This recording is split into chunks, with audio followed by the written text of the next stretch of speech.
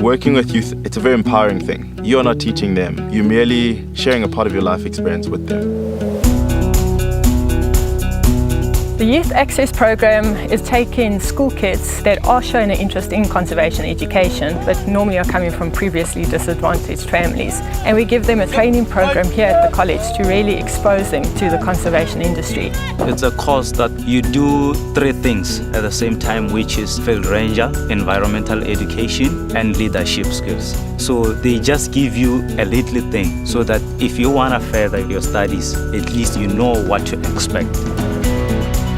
It's a 6-month program, 4 months of theoretical training and then 2 months work placement. In the 4 months they spend here is 7 weeks of unarmed field ranger training where they learn the basics of bird identification, tracking, working in a team, managing personal finances, etc.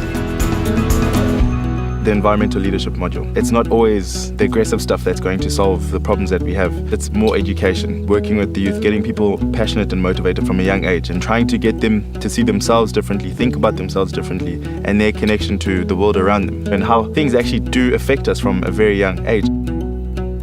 Then there's a period of time where they're trained as environmental educators. The kids then have to understand the role of certain elements of the environment and go back and teach that to school children or to adults who have never been exposed to it. With environmental education, they gave us the knowledge to go out there and spread the word about conserving nature. The second project that we have been involved in our department is the Youth Environmental Services Program, which forms part of the government's strategy for national youth development. Our business agreement was to work on 3 skills programs: environmental education, environmental awareness, environmental monitors and waste management and recycling. Part of the college's involvement with the local community is a mobile library. They try and initiate libraries and try and develop a culture of reading, which is fundamentally important if people are to break the cycle of poverty.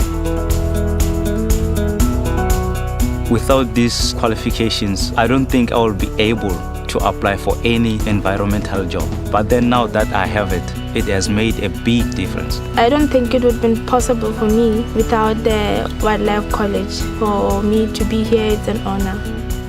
I think my hopes for the learners individually is that they find their own footing and do the things that satisfy them. But as environmentalists or as conservationists in the training, I hope that what they've learned here, they take and apply, and that they don't just try and uphold the system, that they really try and change things. And it's through this kind of education that we can get that right.